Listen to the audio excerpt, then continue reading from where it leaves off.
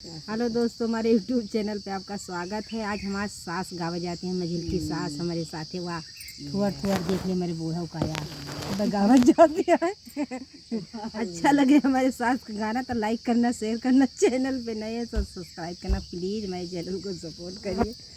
बाबा नाना वही माँ हो, बाबा नाना वही माँ कैला मोर बिया हवा सजनवा मोर कहाँ गईले हो।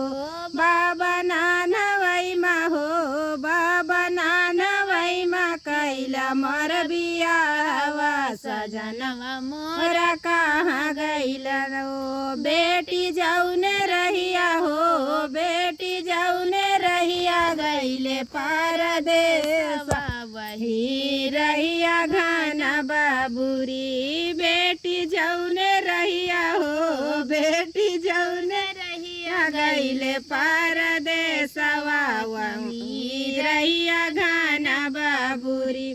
बाबा दैना देते हो, बाबा दैना देता छुरिया कटरिया कटत जाबै घना बाबूरी। बाबा दैना देते हो, बाबा दैना देता छुरिया कटरिया कटत जाबै घना बाबूरी।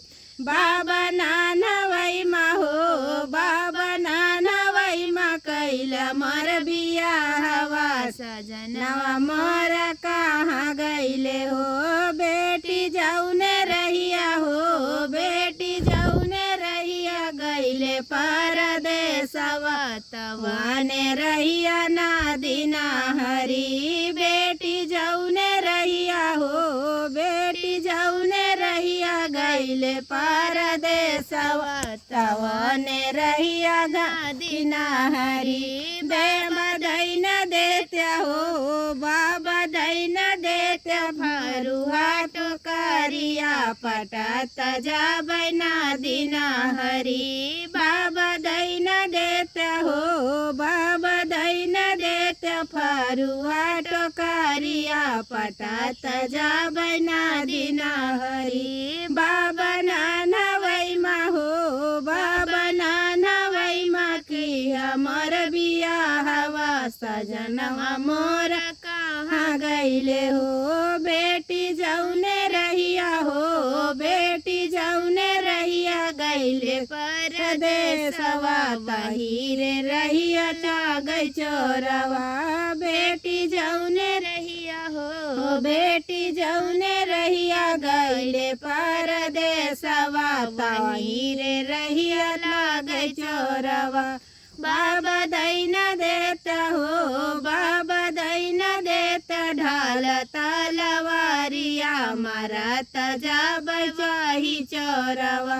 बाबा दैना देते हो, बाबा दैना देता ढाल तलवारिया मारत जाबै वाही चोरवा। बाबा जौने बाबा नाना वही माँ हो, बाबा नाना वही माँ कैला मोर बिया हवा सजनवा मोर कहाँ गईले हो। देखो हमारा सास यहीं लाइक कर दो जरूर मेरे सास के ऊपर।